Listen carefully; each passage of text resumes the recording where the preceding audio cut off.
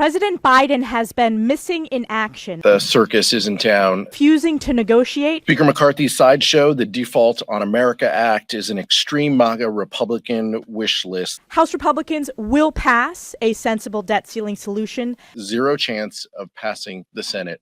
Even House Democrats are demanding that President Biden enter debt ceiling negotiations. Every minute wasted on Speaker McCarthy's empty gesture is a minute we get closer to default and Republican-manufactured recession. Buckle your seatbelts, because it looks like there's about to be some turbulence in Congress. Just take a look at the headlines coming out today. Just this morning, GOP leaders reverse course and change debt limit plan in a push to pass the bill on Wednesday. Today, this is all going down right now, as we've been seeing members of Congress playing chicken with each other, trying to push their agenda items through in the debt ceiling bill. Republicans are wanting to add in things that are going to cut back the spending, and Democrats are saying, no, we need a clean increase to the debt ceiling without cutting any programs, and it is going down today. McCarthy has presented a bill, and he's saying it is going to be brought up for a vote in the House today, and it is going to pass. However, we're going to see what happens in the Senate, how Democrats respond, and how President Joe Biden responds. Let's take a look. Republicans use the debt ceiling to push work requirements for millions receiving Medicaid and food stamps, as they're saying we need some other additional restrictions and things to help cut some of the spending. GOP leaders blink, make a last-minute change to the debt limit bill in hopes that Democrats will also get on board with passing it. And take a look. House to vote Wednesday on the debt ceiling spending cut bill despite potential GOP holdouts. This is all going down today. I'm going to share with you the latest details, as they've got to do something soon and fast. There is so much at stake, as I've let you guys know. Social Security, Medicare, veterans benefits, just the good standing of our entire nation. Credit card bills, mortgages, all of these things will be impacted. Jobs will be lost if we default. And as you guys know, we're almost to May now, and this has been going on for a while. We have hit the debt ceiling, and we're about to default. We're hearing the X date is sometime in June. Nobody knows when it is, but we're like a month away, so they have got to resolve this. Now, this is going to be brought up for a vote today in the House, and I'm going to keep you up to date. But let me get you the latest coming out this morning so you can know exactly what's taking place, what's going to be impacted, what's going to happen, and what could potentially happen if they don't get this done. So let's dive right in. And if you appreciate the updates, before we do me a quick favor, smash the like button, subscribe to stay up to date, totally free. Join the membership group, just hit the join button. Help me out with video topics, and you can get exclusive one-on-one access with me. And in addition to that, stick around to the end, because I'm also going to be sharing with you some of the information that rolled out yesterday regarding what could potentially happen if they do not get this done, and the severity, the warnings that are starting to roll out. But with that being said, you guys, let's go ahead and dive right in and get you caught up on the latest. So link in the description below to this article that just came out this morning. And like I said, the news is starting to roll out on this, that the House vote is going to be today, Wednesday, on the debt ceiling. And there have been some modifications, and it says senior Republican lawmakers, they emerged from their closed-door conference meetings Wednesday morning today, confident that House Speaker McCarthy's bill to increase the federal government's borrowing limit and cut federal spending will pass the House in a vote later today. And I'm going to share with you the video footage, just a brief introduction that they had. The entire meeting was like 30 minutes, but I'm just going to show you the introduction from the Republicans. And then just less than like a half an hour ago, we had a response from the Democrats this morning. I'm going to share with you their introduction. You saw bits of it.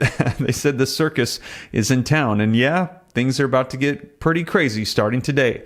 Now, McCarthy told reporters that he expected the vote to come today, but did not say whether he had 218 votes to get it over the line. With a razor-thin majority, McCarthy can afford to lose 4 GOP votes at most to pass what's shaping up to be his largest test as Speaker yet. House Rules Committee Chair Tom Cole told reporters, "I do," when asked if he thought that there would be a vote on the bill today, after his panel led a 6-hour hearing overnight to get the bill ready for the floor. So they are rushing this to try to get it out today. We're going to be seeing, and it's good because they understand the severity of what's at stake here. Like we mentioned, Social Security, Medicare, veterans benefits, and just everything across the board.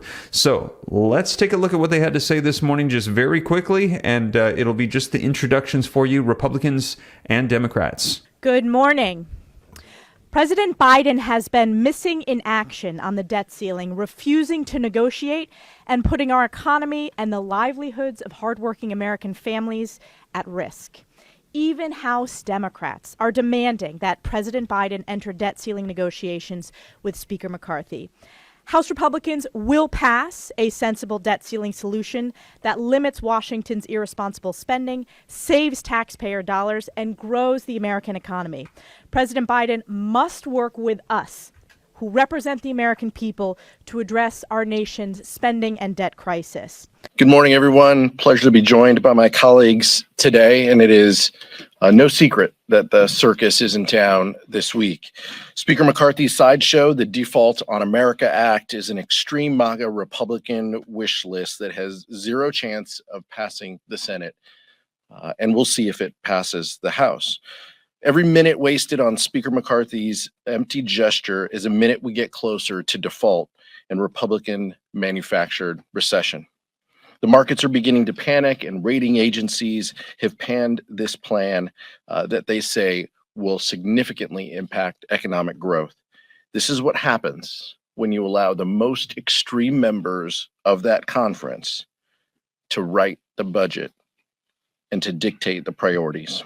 Wow, so there you have it. Let me know your thoughts. Both sides pretty much blaming each other, and it doesn't look good in terms of getting a negotiation. And you heard the Republicans saying that Biden was hiding from negotiations. He wasn't meeting them and that he needed to work with them. And then we also heard Democrats saying that this was a MAGA extreme bill and that it was not going to go anywhere. And they said that we'll see if it even passes the House, if McCarthy has his Republican members of the House on board. And then they said it will not pass the Senate. And they're saying that President Biden, it's not even going to get to him to be passed into law. Now, we will see because they've got to do something. But take a look. GOP leader reverses course and changes debt limit plan to push to pass it on Wednesday today. And it says House Speaker Kevin McCarthy and his top allies, they have reversed course and changed their bill for raising the nation's borrowing limit and agreed to make two major changes overnight in a bid to pass the package Wednesday in their standoff with the White House. It's not clear if even those changes will yield enough support to pass the bill, as McCarthy can lose only 4 votes in a narrowly divided House, as we had mentioned.